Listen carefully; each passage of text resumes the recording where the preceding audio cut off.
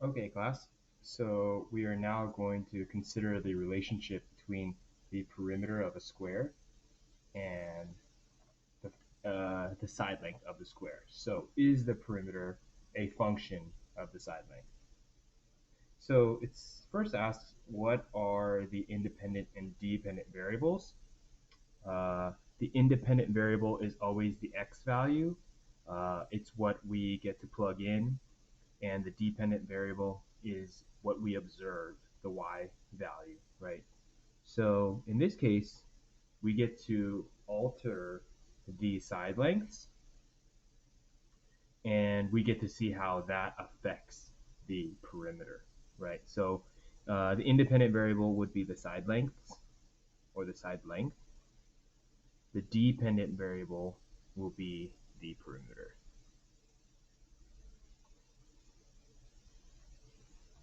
And we know that the perimeter is directly affected by the side length, right? So remember, class, that if it is a square and we have a side length of 1, the perimeter will be 4. Um, if the side length is 2, it will be 2 plus 2 plus 2 plus 2, so it will be 8. And you can kind of see that this is increasing by 4 every time, right? So, of course, if the side length is 0, the perimeter will be 0. Does it even have a perimeter at that point? But 1, 4, 2, 8, 3, 12, 4, 16, 5, 20. Right? Even at 0.5, it should be at or it should be at 2. So this is technically, if you really wanted to, you could go all the way up. Now that should be touching, and it's a line, and it's going straight up. Write an equation for the perimeter P as a function of side length S. So notice how P is described first because it is the dependent variable, similarly to what Y would have been. So we know that P is equal to 4 times S here. What does the point 10 comma 40 represent in the context? Notice how 10 is the X value, 40 is the Y value. So 10 would represent the input value of the side length. So you would say the side length of 10 creates a perimeter of 40. Okay. Find another ordered pair that the graph would pass through.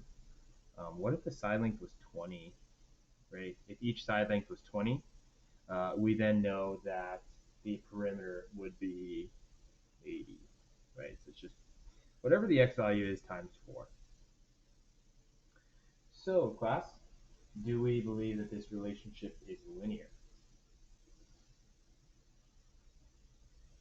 Is the function linear? How do we know by the graph? Why does the graph look linear, right? The graph is linear because the slope is constant, which means that the graph is straight. The line slash graph is straight, right? It's not curving, it's not having a different rate of change, it is straight. For the table of values, right? If I were to look at the table of values, well, looking at this table, we know that my change in my perimeter is 4 every time for every change in my side length of 1. So as I continue to add 1 to my side length, the perimeter continues to increase by 4. And that's consistent because this is a four-sided figure, right? All of these ratios of the change in y over the change in x is consistent. So you would say the ratio of the change in y divided by the change in x is consistent. It's the same value every time, 4 over 1, 4 over 1. Okay? And then we don't talk about this enough. I think I've said it before in the group meetings. The reason why we know the equation P equals 4S or even y equals 4x is considered linear has everything to do with the degree of our independent variable, right? So you would say the degree of x is 1, which means the relationship is linear. Okay, in the previous video, whenever we noticed that the degree of x was not 1, if it was a square, if it was 2, that would mean it's quadratic. It's a parabola, right? But if it was 3, it'd be cubic. And sometimes we also have the variable x as the exponent, and that would be exponential. So is this relationship proportional? Well, what do we know about proportionality, class? Proportionality means that it passes through the origin and it's a straight line. We also know that the equation of a proportional situation has no y-intercept, or a y-intercept of 0, right? So it just passes through the origin. So you'd say, is this relationship proportional? Yes. The line is straight and passes through the origin.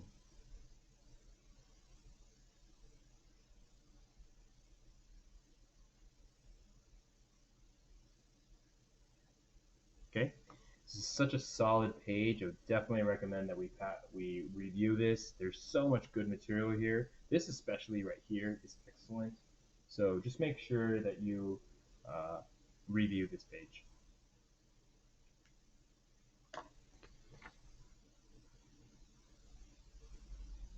Okay, so the next page we're going to work on, it talks about the area of a square as a function of the side length of the square. So the first one we talked about was the perimeter of the square relating to the side length. But we also know that area changes kind of dramatically, right? So area is, without giving it away, you kind of already know that area is growing at a rate that maybe not consistent, right? So if I had a 3-sided square, the area is a 9 square units. A 2-sided square would be 4 square units. A 1-sided square would be 1 square unit, right? So you could see how this is growing at a non-linear rate, and hopefully you're even wondering why. Why does area grow at a non-linear rate?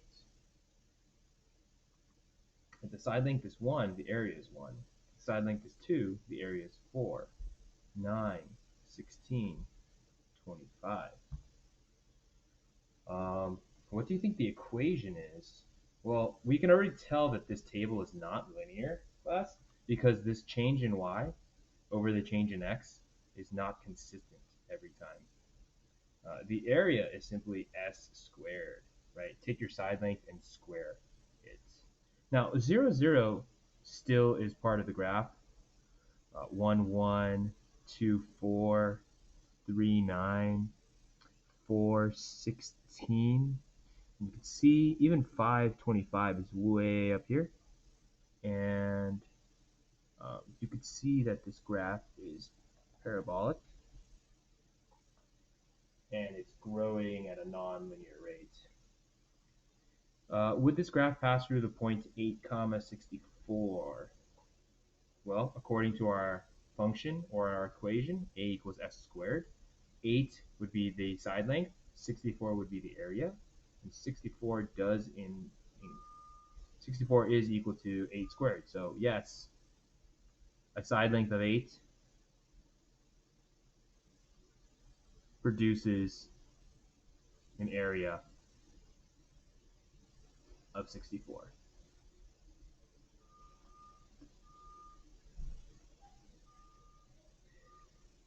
Okay, what does the point? So I think this is answered over here. Let's just move right along. List 3 ordered pairs. I mean, hopefully you're starting to realize that it just has to be perfect squares.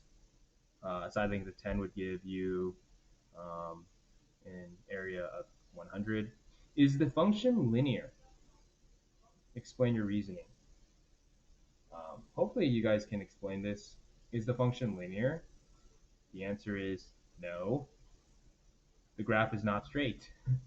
I think that's kind of obvious, right?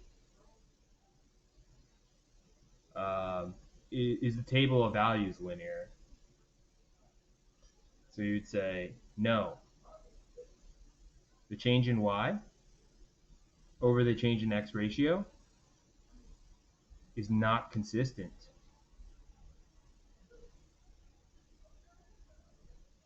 And then finally, the equation itself doesn't even look linear, right? No. The degree of x must be 1 in order for it to be considered linear, for it to be linear. Okay, the highest degree, by the way. Okay.